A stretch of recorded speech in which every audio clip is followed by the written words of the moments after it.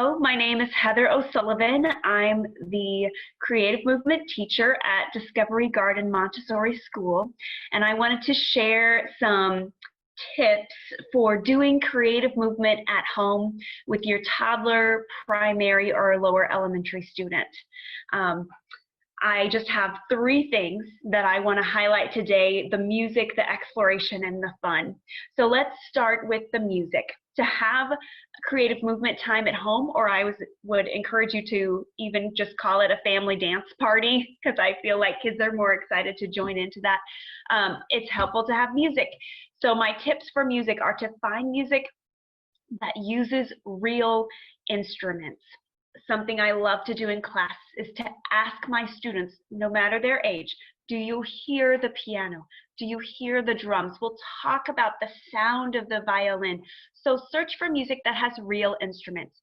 I like to use Lori Berkner, and she also has some songs under the name the Lori Berkner Band. You can find her just about anywhere. She has lots of music in her repertoire, and she uses lots of instruments. Now, I have also used Baby Shark or songs that that use more of a digitalized sound. Those have lots of energy, and I do put those in sometimes.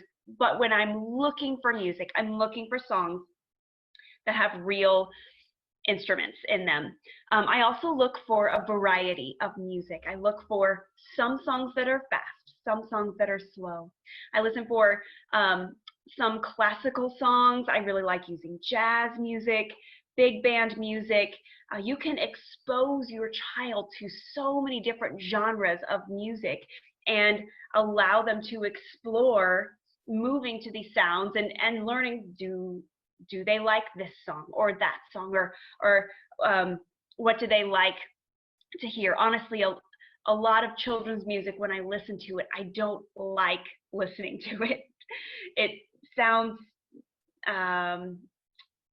just like it's poorly written and sometimes poorly recorded. And so look for good music that you like. Plus, that's also going to help you when you're dancing alongside your child to really let loose and get into the song and get into the movement when it's songs that you like. So I encourage you to find music that you like. And the third tip for music is to find a way to play the music to where you don't have to look at the screen. Because a lot of us play music with some kind of a device that has a screen. See if you can create a playlist, push play to the top song, and then put the screen away. Because when you're looking at a screen, you're not doing movement. If your child looks at the screen, they're not doing movement. And so see if you can get rid of the distraction of the screen. I do have an old CD player, and I have CDs that my kids can select songs on the CD player, and there's never advertisements, and they cannot navigate to another album.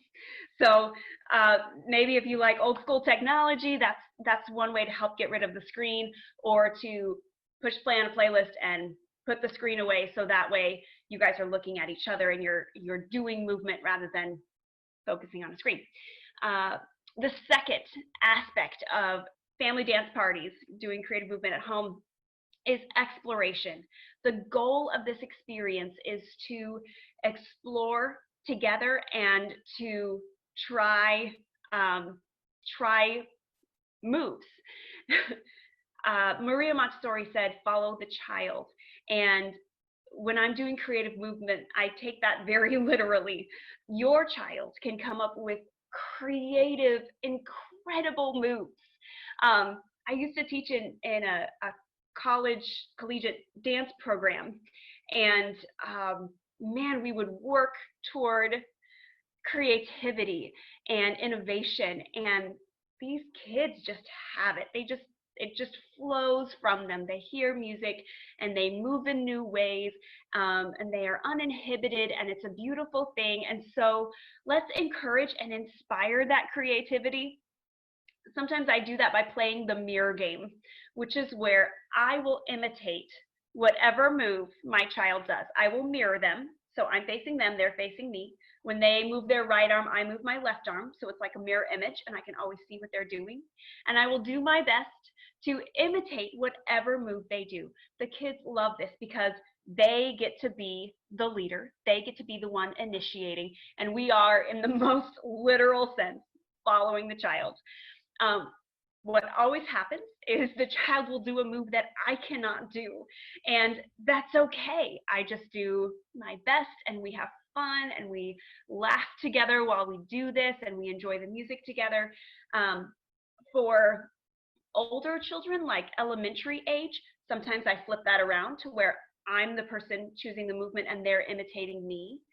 And sometimes we play this game for a short time, but sometimes I've played it for a long, long time. If the child is really enjoying leading that movement, I will just imitate them for a long time because it can be very, very fun. My second piece of advice is to see about using a prop. Sometimes when you try to use movement, it can feel kind of awkward, but if you give a child a scarf, or maybe you give them a hat, or maybe they wear a cape, or maybe they use like a shaker or a rattle or rhythm sticks, or maybe you have an instrument, that a tambourine.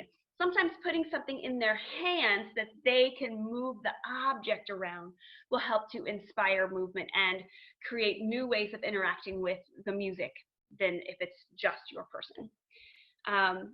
Another thing I love to do is movement challenges.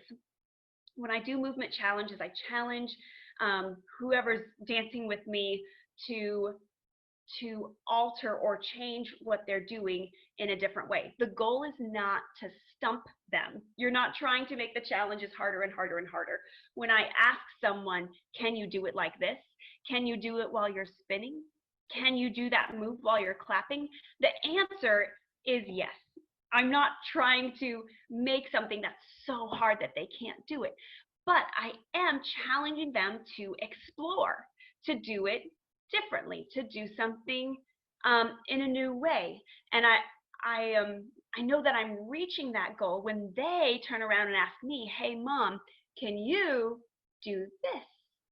Or can you do it this way? That is exploration. And so we feed off of each other's ideas, and we see if we can do movement that we're doing in a new way. Can you do it on one foot? Can you do it while you're spinning? Can you do it while you're jumping?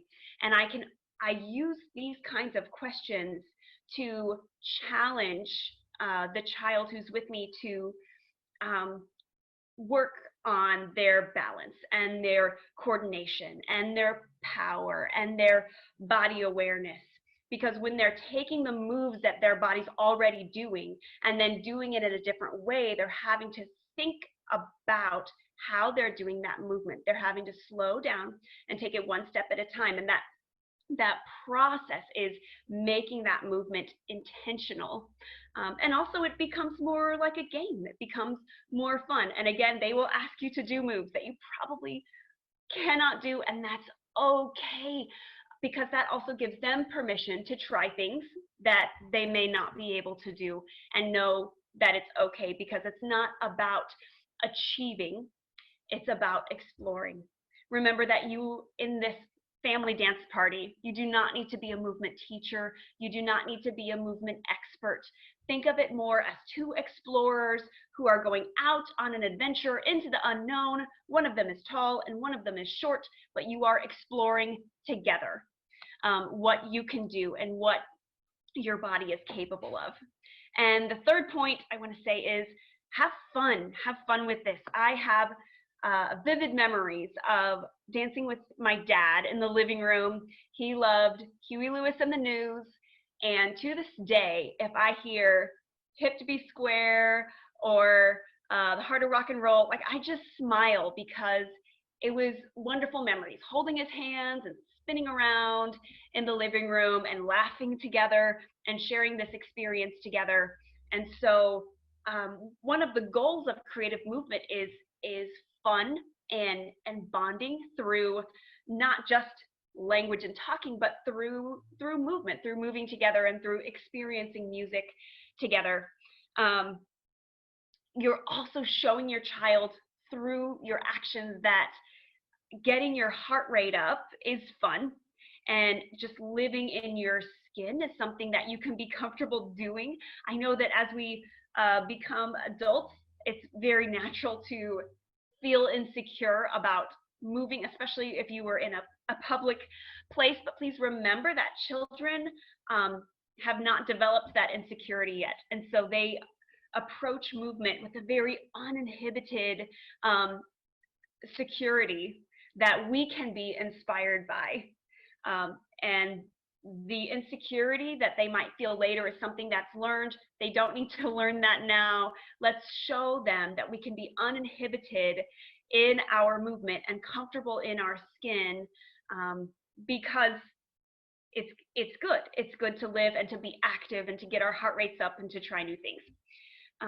Also, I encourage you to let the child decide when the dance party stops. Sometimes we have family dance parties that last a song, and sometimes they go on for half an hour, but it depends on how the child is choosing to participate, and that is their choice. Sometimes the child will want to watch. Sometimes the child will want to use such big energy that it might be better to take your family dance party outside. It depends, and so I encourage you to follow the child as far as what their movement needs are for that time. And lastly, if you want to take your family dance party to the next level, like if you've done a couple family dance parties and it's been kind of normalized into your routine, there's a couple ways I want to tell you about. The first way is consider dimming the lights and grabbing some flashlights, because that's always fun to dance with a flashlight. Consider allowing your child to be the DJ if you can do so without handing them your phone, which creates such a big distraction that a lot of time at that point the music stops. One way I do this is I create a playlist on my phone, and then I set my phone far away. But then also I'll use something like this. This is a Bluetooth speaker, and it's got a play, pause button, a forward button, a back button, a volume up, and a volume down. It has no screen on it. And so I'll put my phone far away, and then I will allow my child to skip to the next track or go back to the last track, or within the volume range that I have set on my phone, they can choose volume up or volume down. They can pause the song, they can play the song. That gives them more control without having all of iTunes. It would be too much. But you can allow them some control over what songs you play and when. Another way, if you're working with older students to take it to the next level, is to start asking questions that would facilitate their choreography, allowing them to choreograph. Maybe there's a song that they absolutely love, or they really love the chorus too, and every time the chorus comes on, they do this move or that move. Maybe you can have a conversation with them about, I see that at this part of the song you love to do this move. That looks really fun. I want to do that too. What move do you want to do next? So then maybe you could get 3 moves in a row. What this is going to do is it's going to encourage them to start thinking intentionally about what they're doing, where their body is in space, and what's happening with their movement. So often we listen to music and we just naturally move to it. It's very natural for us to hear music and to respond with movement that we're not thinking too much about. But when you start the process of, okay, well, let's set this movement to music. Let's remember that we're going to do this step at this time, allowing them to choreograph it, and we'll do this step at this time. Then they start thinking, what did I do with my body? And they start making choices about, okay, well, how many times do I want to turn around? Or are these small, fast jumps, or are these bigger jumps? And they start making these creative choices and going on this creative process that can end up with, maybe you have choreography for the chorus of this song, not all the verses, not all the song, but maybe 30 seconds of choreography where you allow your child to teach you the moves that they like to do at that part, which means they have to decide which moves they're doing. Again, that would be for lower elementary that I would do that. So if you would like to see some examples of creative movement, I have on this same YouTube channel, there are some creative movement demonstrations. What I've described today is really nice for like a family setting if you're doing creative movement at home or during the summer months, or if it's raining and you can't go outside and you need to get your big energy out.